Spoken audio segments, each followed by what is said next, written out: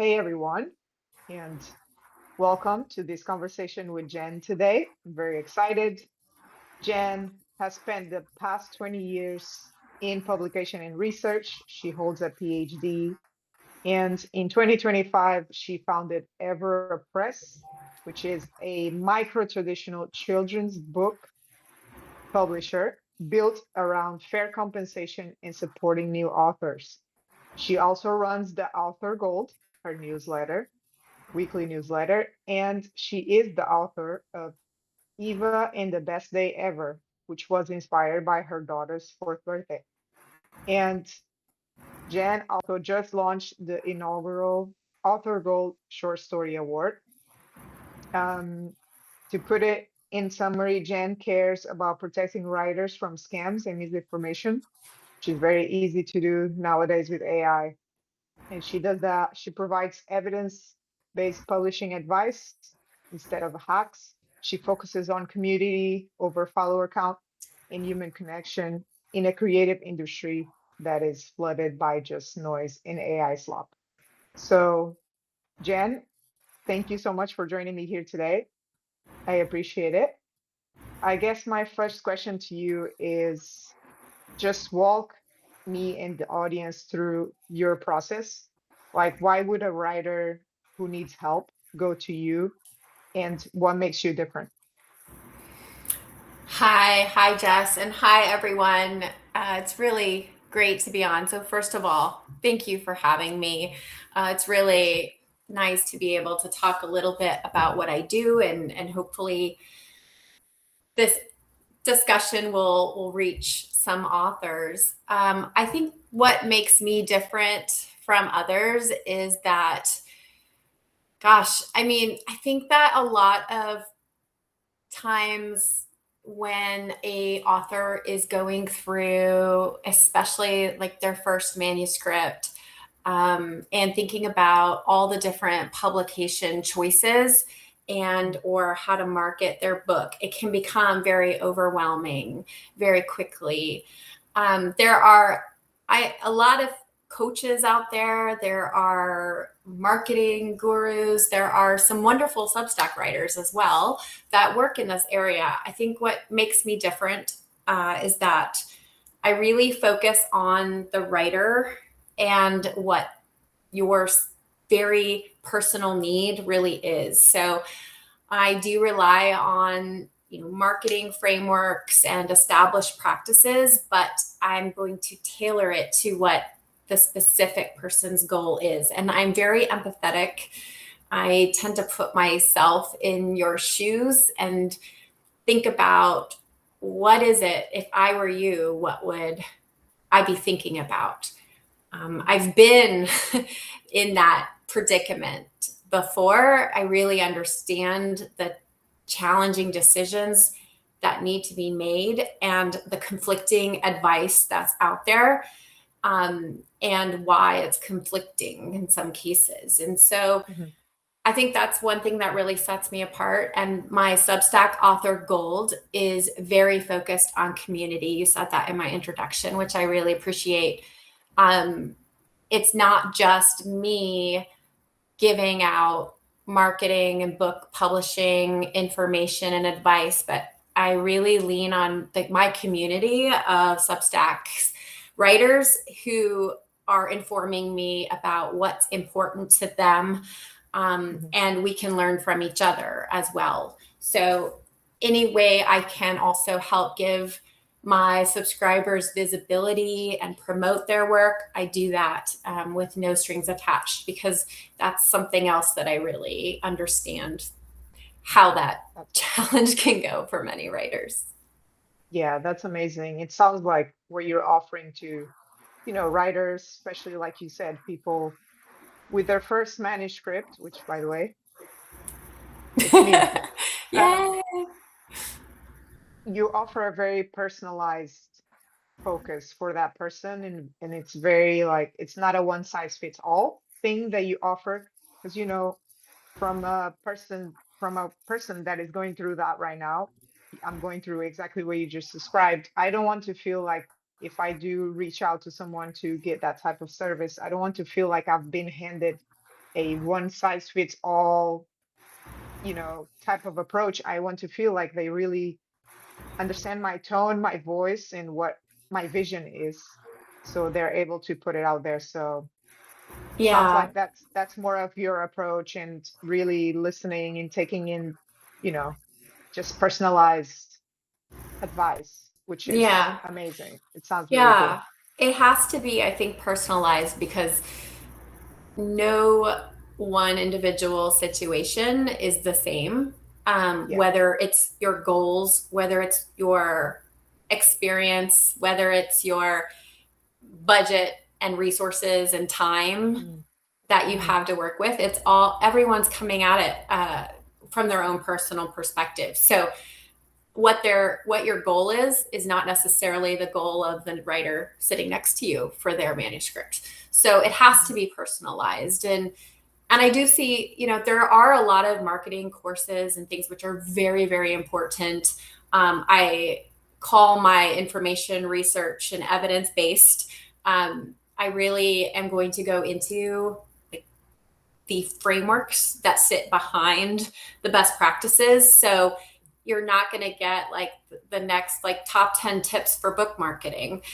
mhm, There's lots of that information already out there, but for my subscribers at Author Gold, I'm going to go into how can you apply some of these marketing frameworks. So I'm mhm, also looking at it from not just giving you sort of the information or the theory, but also I want to get into, okay, how do you do it? So someone might say, well, you need to define your niche or niche down, right? And I just mhm, created an article that talks about, okay, but how do you actually do that? What are some ways that you can actually go about to do that? And mhm, then as we go forward, we're going to be building off of that to then mhm, talk about, okay, once you have a niche defined, now what do you do with it? How do you actually use that information to then market in practice? What does it look mhm. like? And so yeah, I think we'll get into this, but like I really lean on my subscribers and other writers to share their experiences on how they do that and what works and what doesn't work, and we learn from each other too as we go. So it's a nice mix, right, of like the Yeah. personalization, the community, and then kind of the research base, the evidence base, like what actually works, and not just like what the hot tips or hype is going to tell you. Yeah, that's amazing. Sounds like you also have factor really in both your newsletter and the services you offer, the social listening aspect, which is very important to constantly Thank be you. getting that feedback. So yeah, thank you for sharing that as well.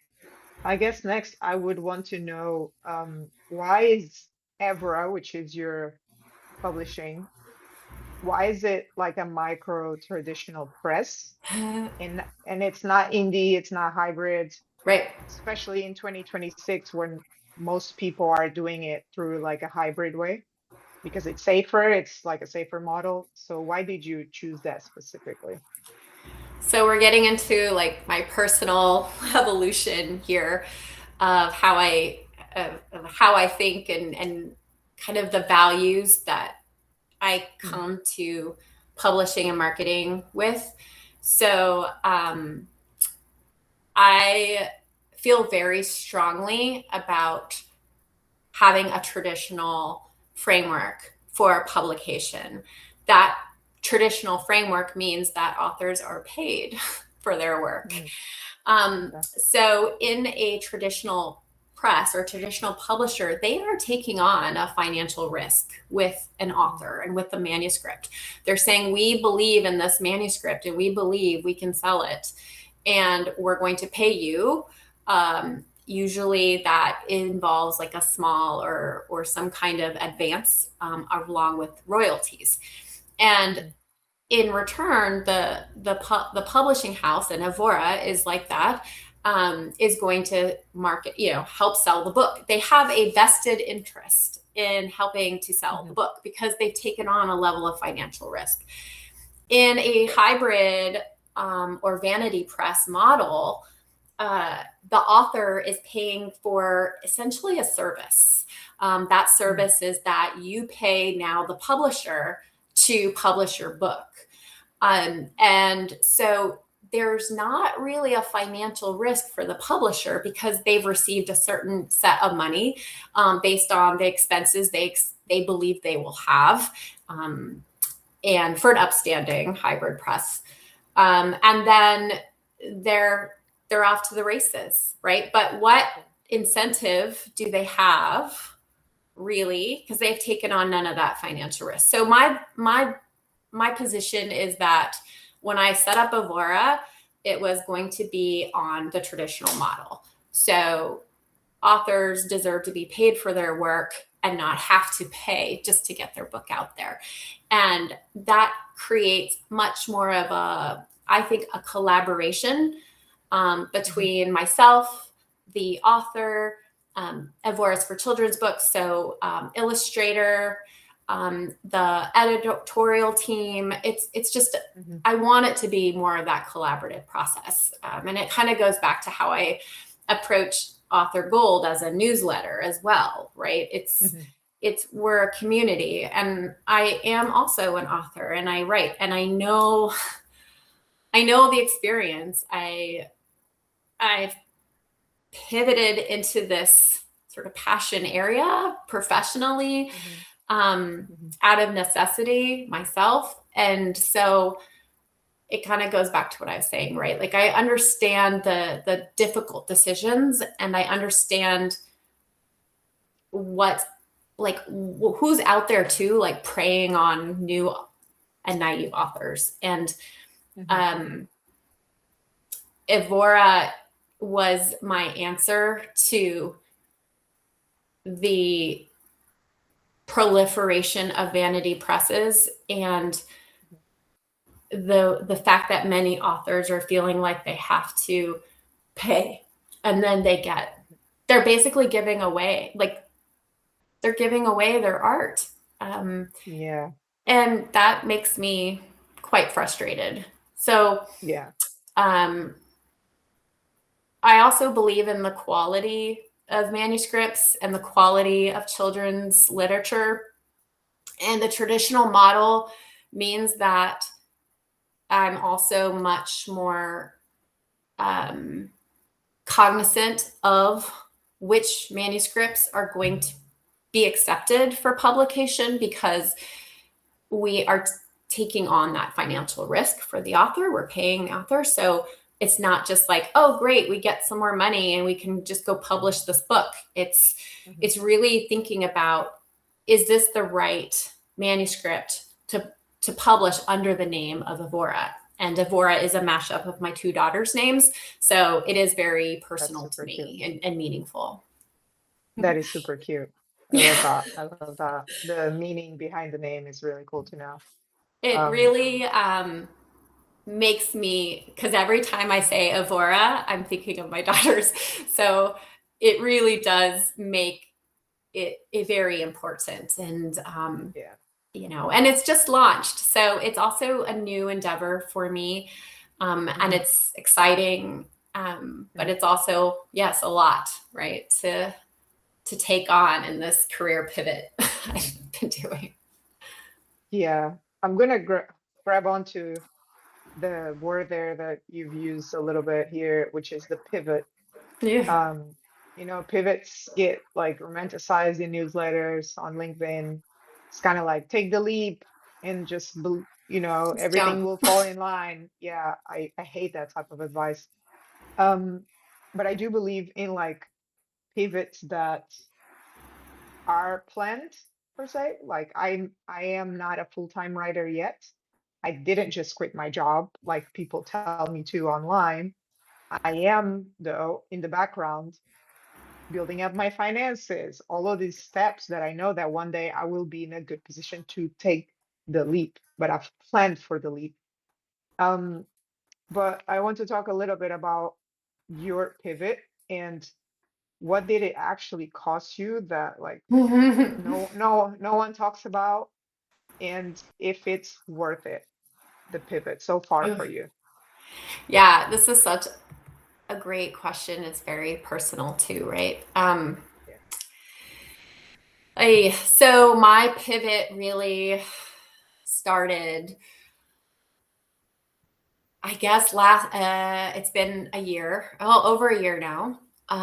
I'm still in that pivot. I think when people talk about a Mm, pivot too, they think it's like it happens over 1 month. You were doing one thing and then you just kind of pivot and now you're doing something else.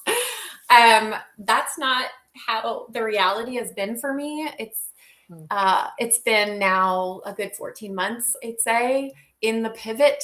Uh, and I think it was not an intentional pivot. I was working for an organization. I was very happy. Um, and the writing and the publication, like that was the back burner, that was the passion, that was the hobby in a way. Um, and so when I lost my job, we had mass layoffs, mm, and I had to kind of rethink, okay, where am I going now? And it started with needing to keep myself sane through job mm, applications in a very difficult um, environment. And I went into really that pivot of, okay, I'm going to really stop mm, thinking about writing, stop thinking about publishing as this passion project, sort of the side piece, but actually, what would that look like as a business? mm, So bringing it into not just like talking about book marketing with folks, but starting to think about it. What would that look like as a coaching um, service?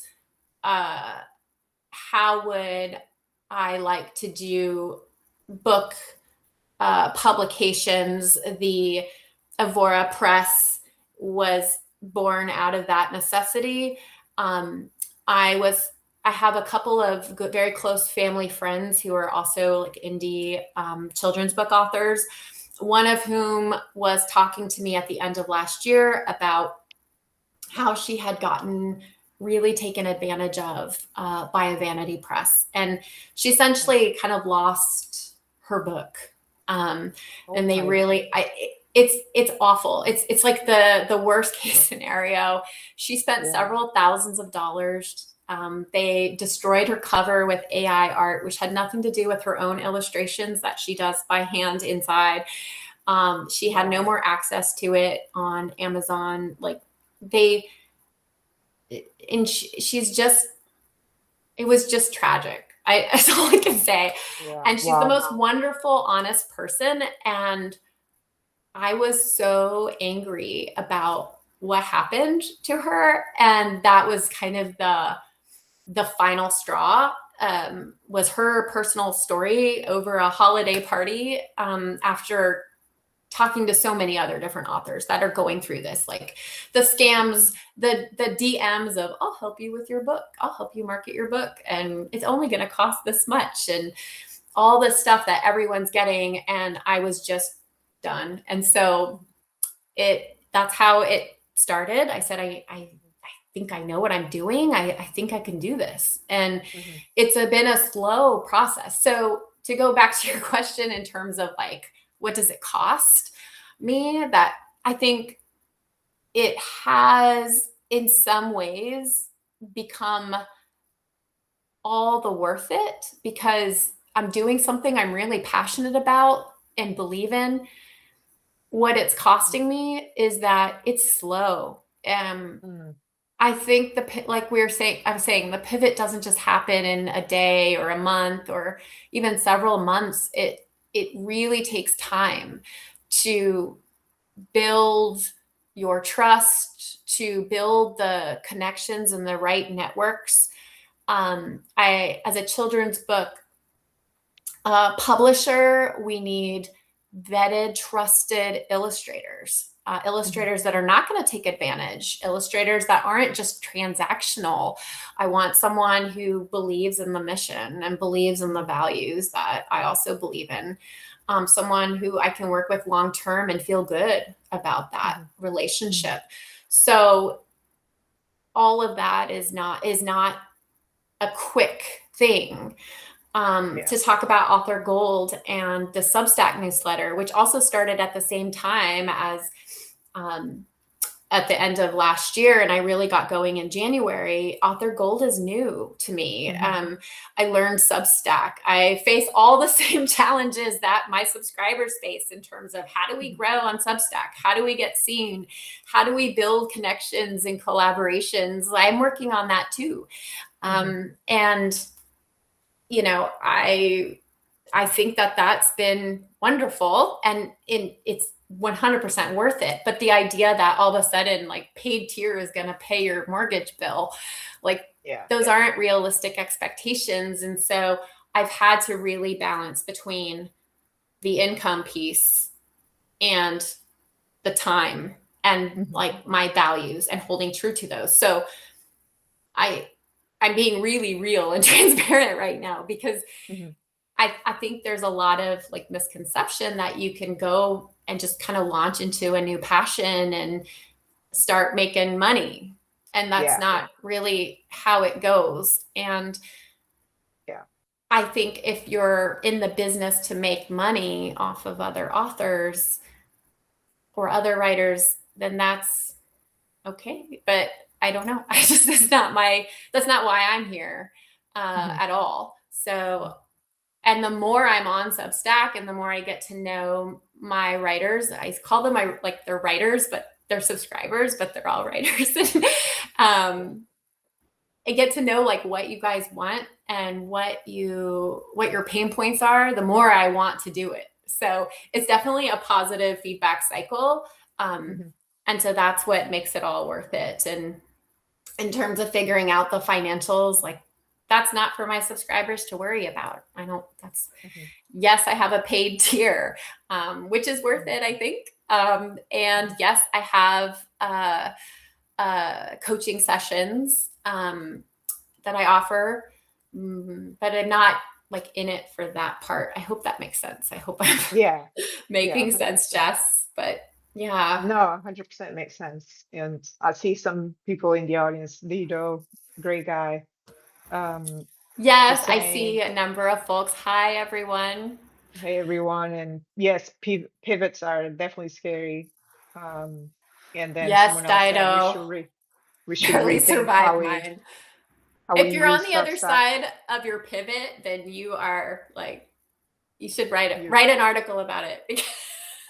yeah, How did you do it? Because those tend to be great articles, honestly. That's the most honest, probably, version of yourself, right? When you had to pivot. mhm, And I want to go back to kind of to what you said, that your example of this pivot was a necessity, mhm, right? It was, I put here, no, was this sort of like a coping mechanism, because that was certainly what it is for me. I am here writing today on Substack because I started with a coping mechanism like 7 years ago when my grandmother passed away. This was my first really close person that I loved with all my heart that passed mhm, away. I didn't know what to do, went to therapy, and then my therapist gave me the best advice ever, which was like, just write a letter for your grandmother, even though she's not going to read it. You will be able to let out all the things you wish you could have said to her. And that changed my life, because I wrote that first letter. I was like, oh my God, this did make me feel better. And then I continued writing, and then the writing just continued to evolve into other areas of my life as well. But I started to understand now that, like, okay, when I'm going crazy over here, if I just put it on pen and paper, things get better. So this is how writing started for me. Obviously, it has now evolved into like business and, newsletters and things like that. But this is how writing also started for me. That's the pivot. It's like, it was a necessity. I needed writing to feel better as a coping mechanism. So I found it funny that is, in some ways, it was the same for you, where it was like, it to write was a necessity, just yes, from life. So that yeah. was really interesting. I really That was appreciate you really sharing that. I think, and I'm seeing Nesby also writing. our way out of grief and everything else. That's awesome. Yeah. Yeah, I don't share this very often. So I did come from a place of really profound grief as Mm, well. The year prior, mm, when I was laid off, there was definitely that coping mechanism. mm, It was 10 days before I gave birth to my youngest. It was a very high risk pregnancy.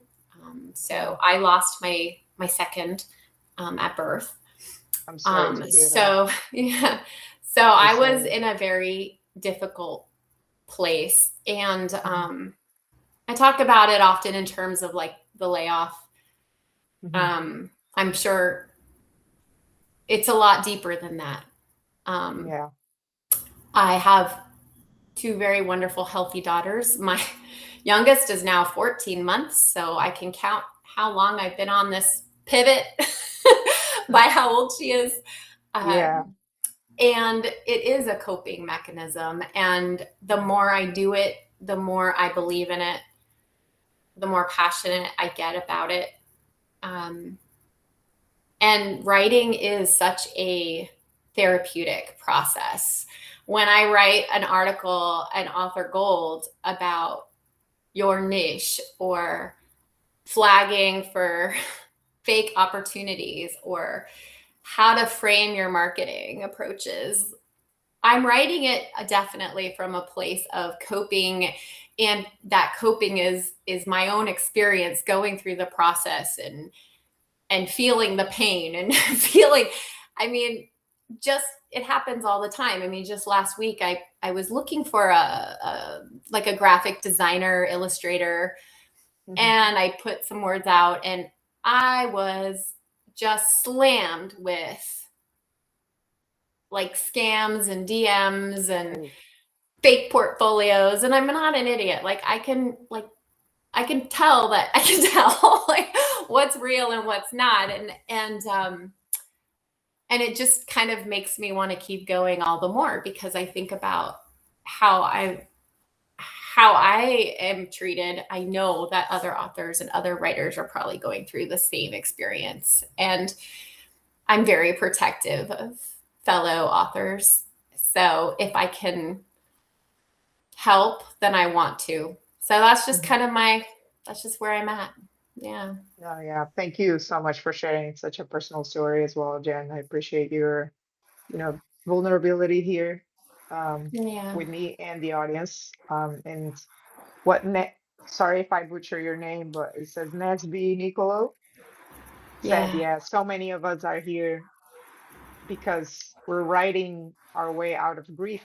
And grief can take many forms, right? It's not just the physical form of losing someone. You can also be grieving the fact that you got laid off at your job, Mhm. um, grieving all these things in your life that go on that honestly, if it wasn't for writing many times in my life, uh, things would not have gone well. So definitely have a lot of sympathy for people that do the same. And I'm glad we have this tool that is free. So Oh, that is yes. amazing. That's amazing. I want to shift here a little bit to just for the person that is in the audience right now listening, they have like a manuscript half done, me. Uh, they have like a side project that is not really doing well. They're not getting paid for writing yet. Um, what's like a small daily or like weekly practice that kept you connected as you're like in this, right? You said that you're building Author Gold, your publication. Those are new things. Like Hmm. what keeps you going in this direction? Because it's not like if you're not paid yet, it's easy to like just want to give up. But like Yeah. what keeps you going? So to be clear, like I suffer, I think like everybody else I talk to suffers from moments of complete doubt and like I'm gonna hang this up, and I go think I go through it every week, right? Like, ugh, this is like, what am I doing? As much as we talked about how it's a passion, it's also kind of it's a lot of work. And sometimes you're wondering, like, does this matter? And I think when I get feedback from my subscribers, then that means, like, sometimes that has really kept me going. And when I put a note in Substack, like, this really made my day, I'm not kidding. Like, sometimes it really is, like, it really does keep me going for that day.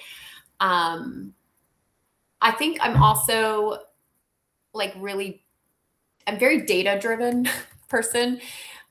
So in terms of like tools I use, I wrote an article about goal setting for real life. And so I really do use the practices that I write about. And I really do try to set goals. So there's the immediate goal, there's the long-term goal. And I really try to set goals that are within my power to control, my sphere of control. And so to give you an example, right, like the number of subscribers you have, like Substack growth, that is not in your immediate control. Whether or not someone chooses to subscribe is their choice.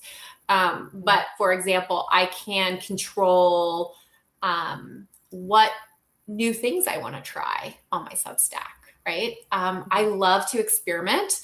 I like to see what sticks. And I can control whether I reach out to my subscribers and ask for ideas. I can control if I want to write an article that just promotes them for the sake of promoting their books, which I did. And it was the most fun article I ever wrote. That keeps me going, right?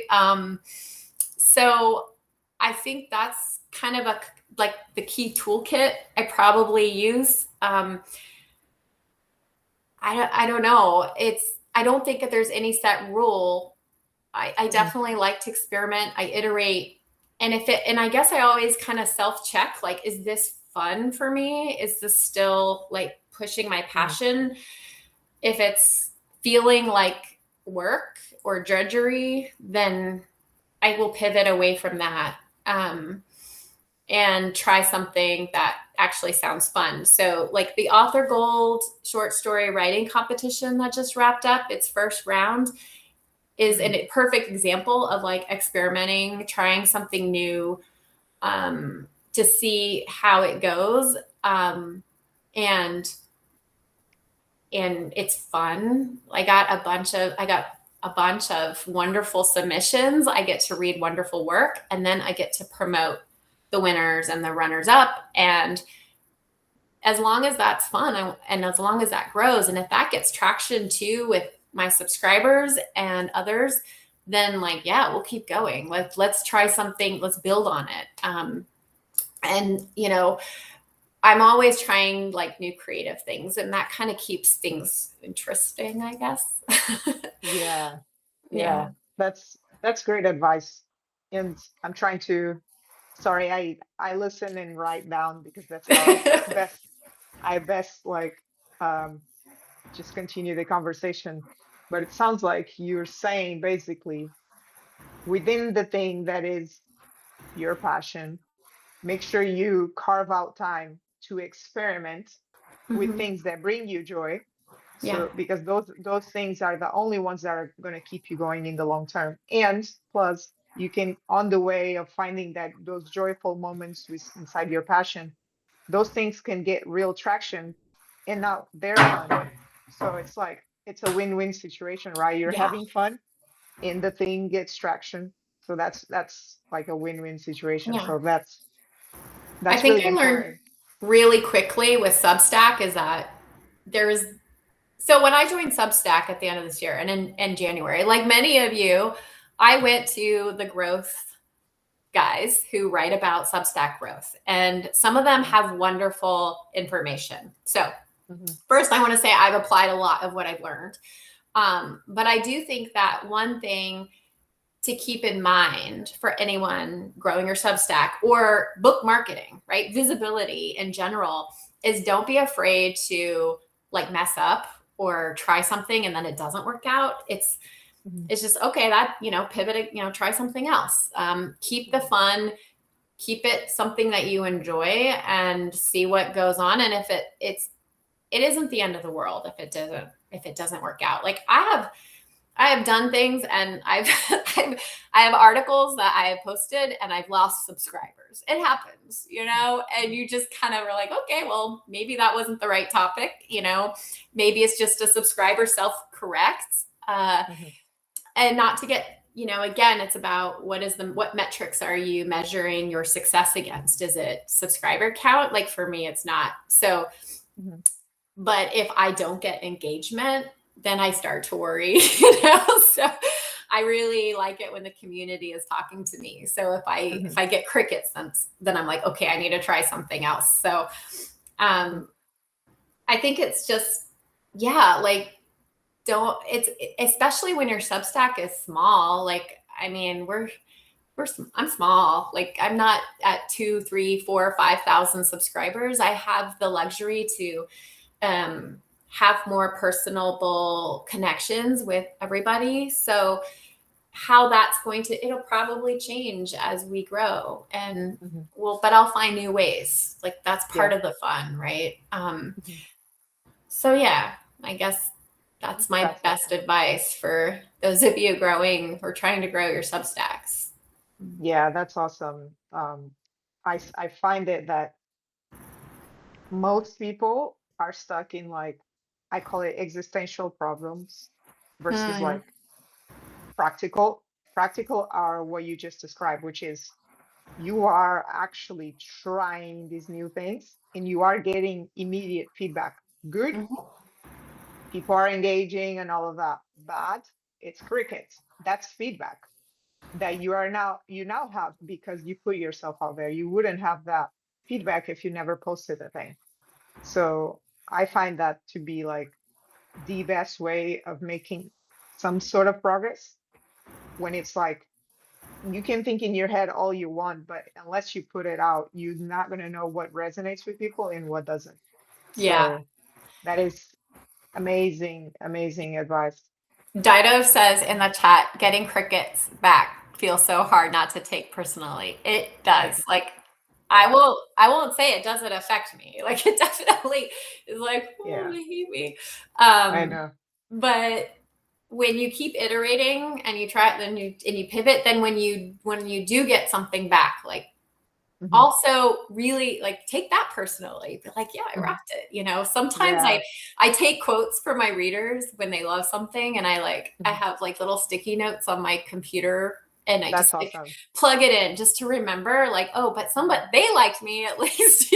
Yeah, Like, yeah. I'll lecture about, like, oh, don't I lecture about like comparison, and don't compare yourself with others, Hmm. and that's important advice. But I'm still like, I still have to mind my own advice. I still am Yeah, human, and I still go through all of that, right? And Jess, I'm sure you have those moments too. And yeah. it's like, yeah, it's totally fair, right? And Hmm. it's totally reasonable.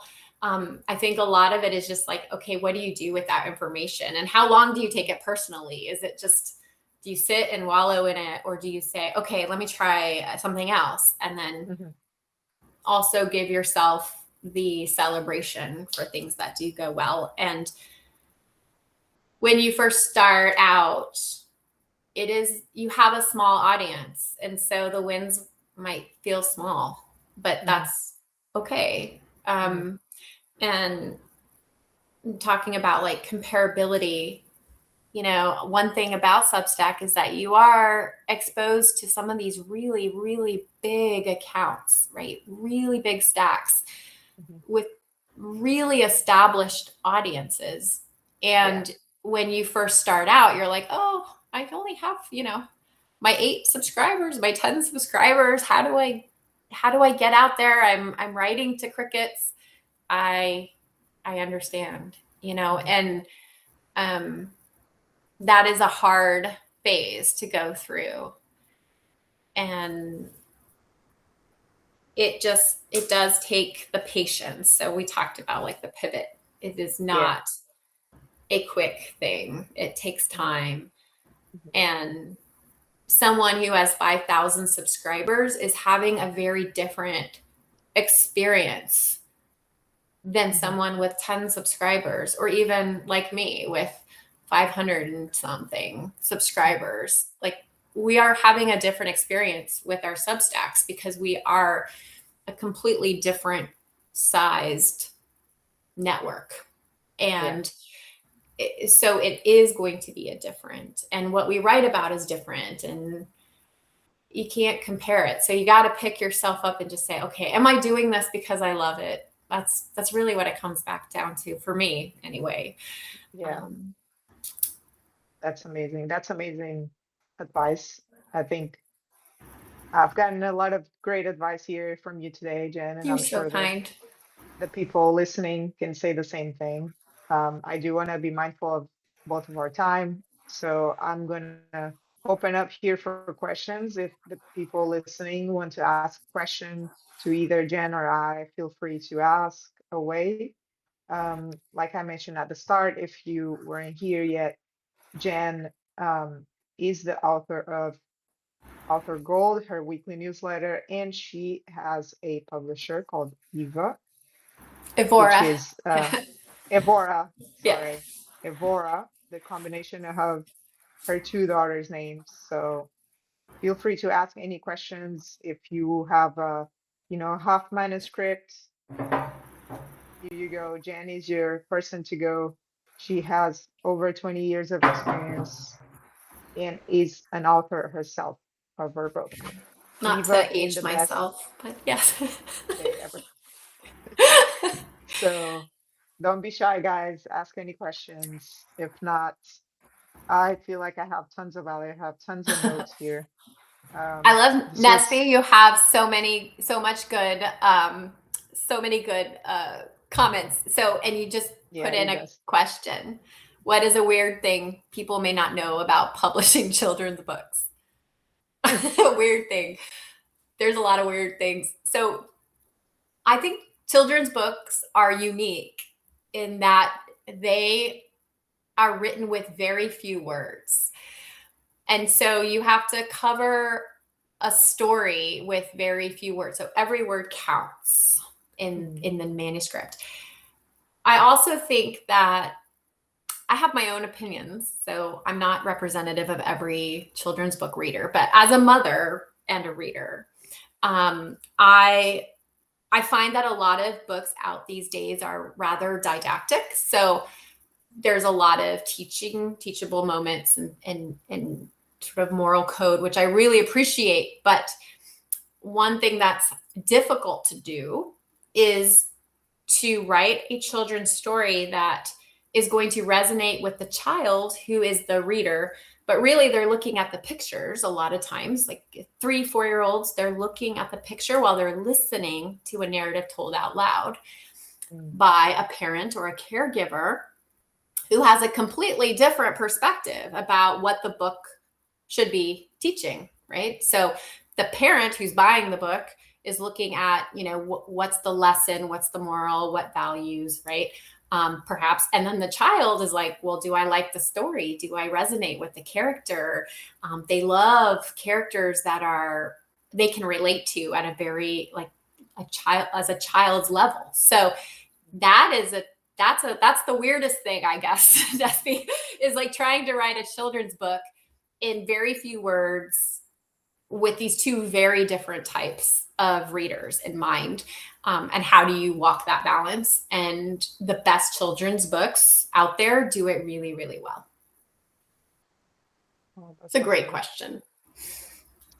Hopefully that answered your question well, Nesby. That was great insight for me as well, even though it's not in my horizon to write children's book, but you never know. You never know.